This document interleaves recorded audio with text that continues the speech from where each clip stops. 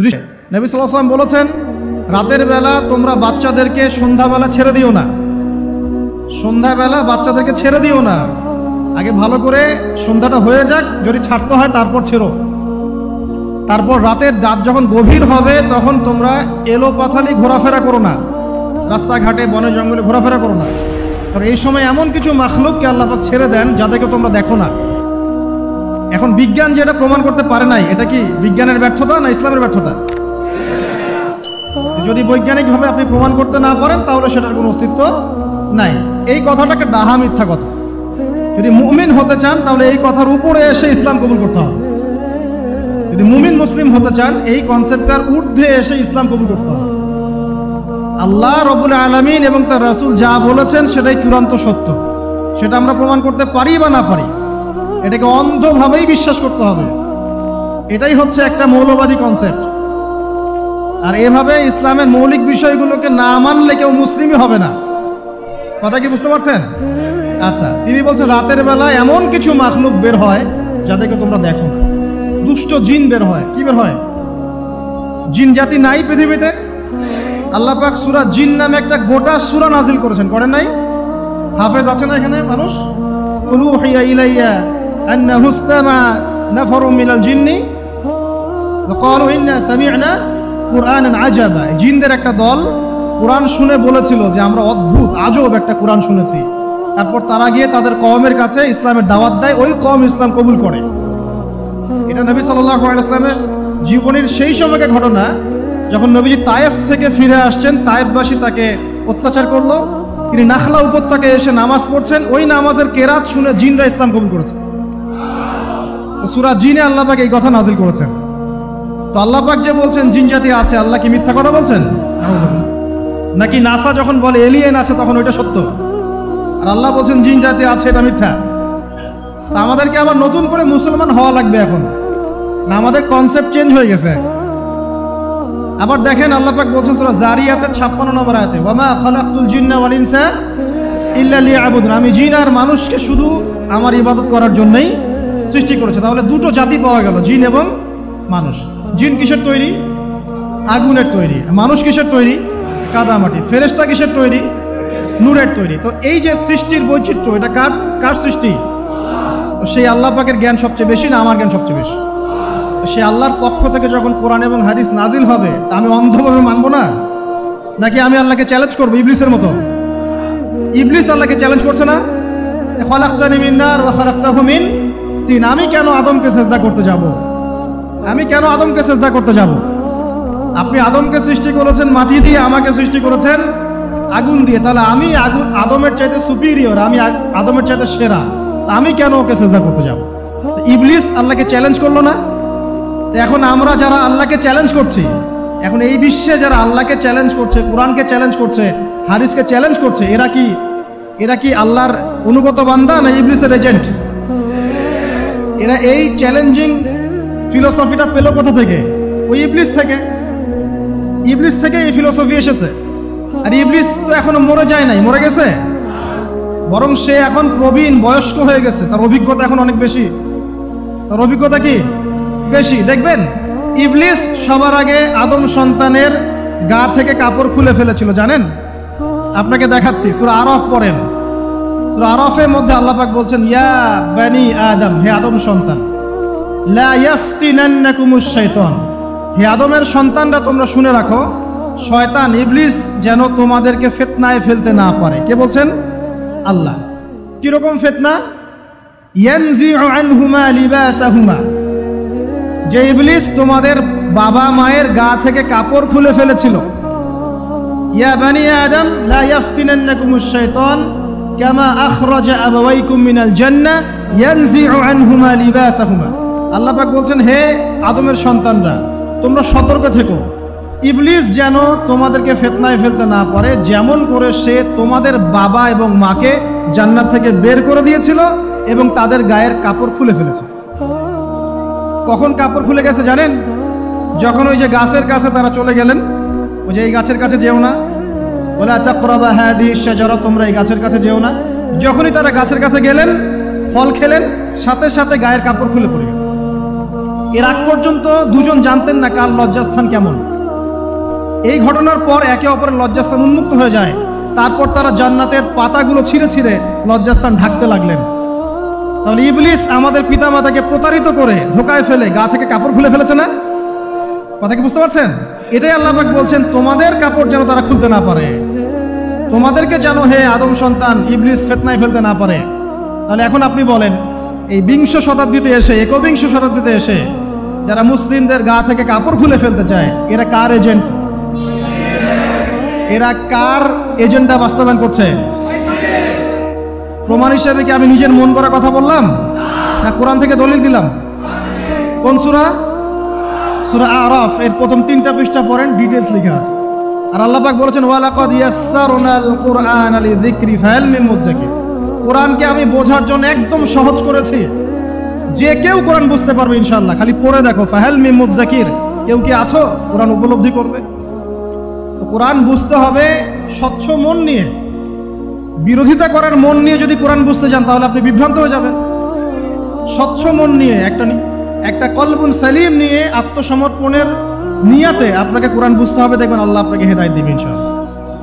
আল্লাহ পাক আমাদের সবাইকে কোরআন বোঝার তৌফিক দান করুন। তো যেটা বলছিলাম প্রিয় ভাইরা, রাতের বেলা এই সব প্রাণী বের হয়, নবী সাল্লাল্লাহু আলাইহি ওয়াসাল্লাম বলেছেন, অতএব আপনাদের বাচ্চা যারা আছে এদেরকে সন্ধ্যাবেলায় বাইরে ছেড়ে দিবেন না। এখন কিন্তু প্রচুর ঘটনা ঘটছে, প্রচুর জিনঘটিত ঘটনা ঘটছে, রুকিয়া করাতে হচ্ছে, জাদুটোনা করা হচ্ছে, বানটোনা করা হচ্ছে না? আর অনেক সময় আমরা মনে করি, এখন সায়েন্সের যুগ তো, মানুষ মনে করে এগুলোর কোনো ভিত্তি নাই মনে হয়। কোরআন বলছে জাদু সত্য। কে বলছে? কোরআন বলছে জাদু সত্য। কোন সূরা? সূরা বাকারা আয়াত নাম্বার 101। সূরা বাকারা আয়াত নাম্বার 101, 102 পড়ে দেখেন। ওয়াত্তাবিউ মা তাতলু শায়াতিন আলা মুলকি সুলাইমান, এই আয়াতটা পড়েন, বিশাল একটা আয়াত আছে। ওয়ামা কাফারা সুলাইমান ওয়ালাকিন্না শায়াতিন কাফারু ইউআল্লিমুনা আন-নাস আস-সিহর। এই সিহর দিয়ে কি হতো? মা ইউফাররিকুনা বিহি বাইনাল মারই ওয়া যাওজি। সুলাইমান আলাইহিস সালামের সময় এই জাদুবিদ্যার প্রচলন ছড়িয়ে পড়ে। এই জাদু মানুষ শিখে কি করছিল? নারী পুরুষের মাঝখানে, স্বামী স্ত্রীর মাঝখানে বিভেদ সৃষ্টি করছিল। এখন দেখেন না, পরিবারের স্বামী স্ত্রীর বন্ধন ভেঙে যায় না? খুব ভালো সম্পর্ক, হঠাৎ করে সম্পর্ক খারাপ, কেউ কাউকে দেখতে পারে না, এমন হচ্ছে না? এই জাদুবিদ্যা সত্য। এবং এখনকার অনেক ভণ্ড যে কবিরাজগুলো বের হয়েছে, এরা জিনকে তাবে করে নিয়ে এই জিনদের মধ্য দিয়ে মানুষের মধ্যে জাদু ছড়িয়ে দিয়েছে, এবং এর ফলশ্রুতিতে বহু পরিবার ধ্বংস হয়ে যাচ্ছে। এই জাদুবিদ্যা সত্য। রাতের বেলা ঘুমানোর সময়ও আয়াতুল কুরসি তেলাওয়াত করতে হয়। এই হাদিসের রাবি হচ্ছেন আবু হুরায়রা রাদিয়াল্লাহু তাআলা আনহু, যাকে নবী সাল্লাল্লাহু আলাইহি ওয়াসাল্লাম গনিমতের মাল পাহারা দেওয়ার দায়িত্ব দিয়েছিলেন। প্রথম রাতে আবু হুরায়রা রাদিয়াল্লাহু আনহু লক্ষ্য করলেন যে মাল চুরি করার জন্য একজন এসেছে। তিনি চোরকে ধরলেন। চোর খুব অনুনয় বিনয় করল যে আমার অবস্থা খুব খারাপ, খুব দরিদ্র, আমাকে ছেড়ে দাও। আবু হুরায়রা রাদিয়াল্লাহু আনহু তাকে ছেড়ে দিলেন। পরের রাতে সেই চোর আরও একবার আসলো, তিনি আবার তাকে ধরলেন, আবারও ছেড়ে দিলেন। তৃতীয় রাতে তিনি তাকে ধরলেন এবং বললেন, এবার তোমাকে আমি ছাড়ব না। তখন সেই ব্যক্তি, বিখ্যাত সাহাবী আবু হুরায়রা রাদিয়াল্লাহু আনহুকে বলছেন যে আমি তোমাকে বিশেষ একটা আমল শিখিয়ে দিব, যে আমলটা করলে পরে রাতের বেলা শয়তান তোমার নিকটবর্তী হবে না। তো আবু হুরায়রা রাদিয়াল্লাহু আনহু বলছেন, কি সেই আমল? শিখিয়ে দাও, যদি শিখিয়ে দাও তাহলে ছেড়ে দেব তোমাকে।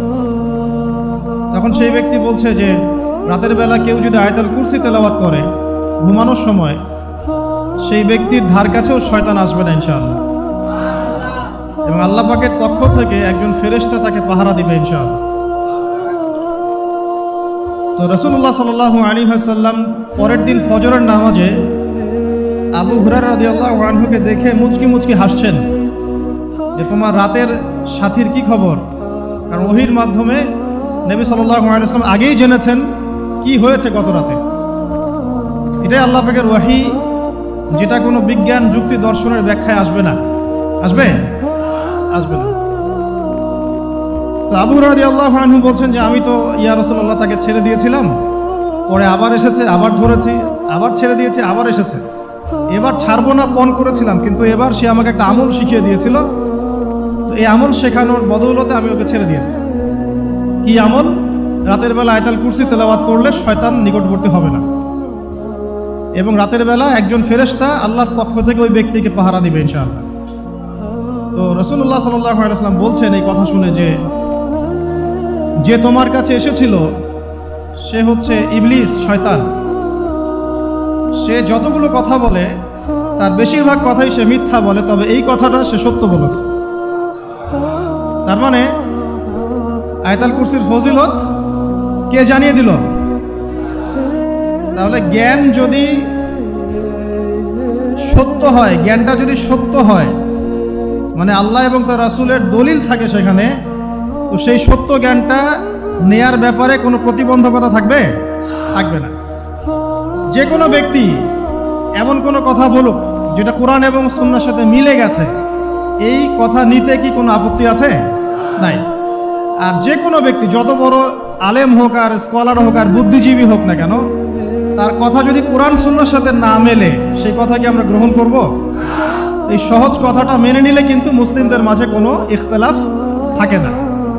তারপরেও হয়তো কিছু মতপার্থক্য থাকবে, সেটা ইসলামের সৌন্দর্য, সেটা ইসলামের সৌন্দর্য। যেমন আপনি ফজরের আগে বেতরের নামাজ পড়ছেন, তাহাজ্জুদের নামাজ পড়ে বেতরের নামাজ পড়ছেন, তারপরে 2 রাকাত সুন্নত পড়ছেন, তারপরে ফরজ পড়ছেন, ঠিক আছে? এই আমলটা নবী সাল্লাল্লাহু আলাইহি ওয়াসাল্লাম কর্তৃক স্বীকৃত এবং সুন্নাহ। এখন কেউ যদি ঘুমানোর আগেই বেতের নামাজ পড়ে ফেলে, ঘুমানোর আগেই সে বেতের নামাজ পড়ে ফেলে, শেষ রাত্রে যদি নফল নামাজ পড়ার সুযোগ হয় পড়লো, পরে সুন্নত পড়ে ফজরের 2 রাকাত ফরজ পড়লো, তার আমল কি বাতিল? তো বেতরের নামাজ ঘুমানোর আগে পড়লেও চলে, শেষ রাত্রে পড়লেও চলে। ইসলামের এটা সৌন্দর্য না? সৌন্দর্য। মনে করেন যে আপনি জোহরের আগে, ফরজ নামাজের আগে 4 রাকাত সুন্নত পড়লেন, পড়েন না? আচ্ছা, এটা হাদিস থেকে প্রমাণিত তো? আচ্ছা, কেউ যদি 2 রাকাত সুন্নত পড়ে হবে না? হবে না? এটার হাদিস নাই? আছে। তাহলে এটা সৌন্দর্য না? এটা সৌন্দর্য। কখন এটা আমল করলেন, কখন ওইটা আমল করলেন। আচ্ছা, এরকম বলতে গেলে রাত শেষ হয়ে যাবে আসলে। মানে অসংখ্য আমল আছে যেগুলো ইসলামের সৌন্দর্য। রাসূলুল্লাহ সাল্লাল্লাহু আলাইহি ওয়াসাল্লাম সাহাবা কেরামের যুগে এভাবেই সাহাবীরা আমল করেছে।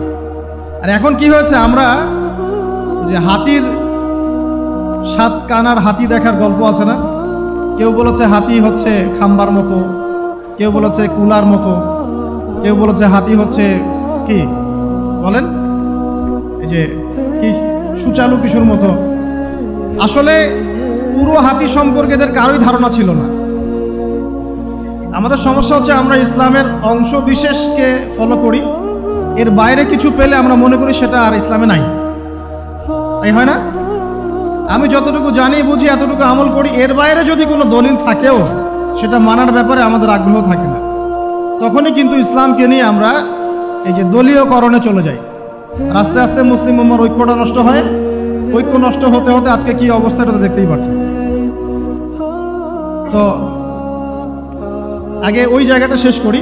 নবী করিম সাল্লাল্লাহু আলাইহি ওয়াসাল্লাম রাতের বেলা এই আমলটা করতেন। কি করতেন? আয়াতুল কুরসি তেলাওয়াত করতেন। আরেকটা গুরুত্বপূর্ণ আমল, সেটা হচ্ছে সূরা বাকারার শেষের 3টা আয়াত তেলাওয়াত করতেন। কয়টা আয়াত? কোন কোন হাদিসে আছে 2টা আয়াত। এই যে 3টা আয়াত কোন হাদিসে, আবার কোন হাদিসে 2টা আয়াত। কেউ যদি 2টা পড়ে তার আমল কি বাতিল হবে? আর যদি কেউ 3টা পড়ে আরো ভালো, উত্তম। ঠিক আছে, তো শেষের 3টা আয়াত হচ্ছে লিল্লাহি মা ফিস সামাওয়াতি, এখান থেকে নিয়ে ফানসুরনা আলাল কওমিল কাফিরিন পর্যন্ত। নবী সাল্লাল্লাহু আলাইহি ওয়াসাল্লাম বলেছেন রাতের বেলা কেউ যদি এই আমলটুকু পড়ে, শুধু এতটুকুই পড়ে, সূরা বাকারার শেষের 3টা আয়াত বা 2টো আয়াত, সারা রাতের জন্য যথেষ্ট হয়ে যাবে ইনশাআল্লাহ। মানে সারা রাত নফল পড়লে যে নেকি হইতো, আপনার এই আমলটা করলে সে নেকি হয়ে যাবে ইনশাআল্লাহ। এবং আরেকটা ব্যাখ্যা হচ্ছে সারা রাতের দৃশ্য অদৃশ্যের যে ক্ষতি আছে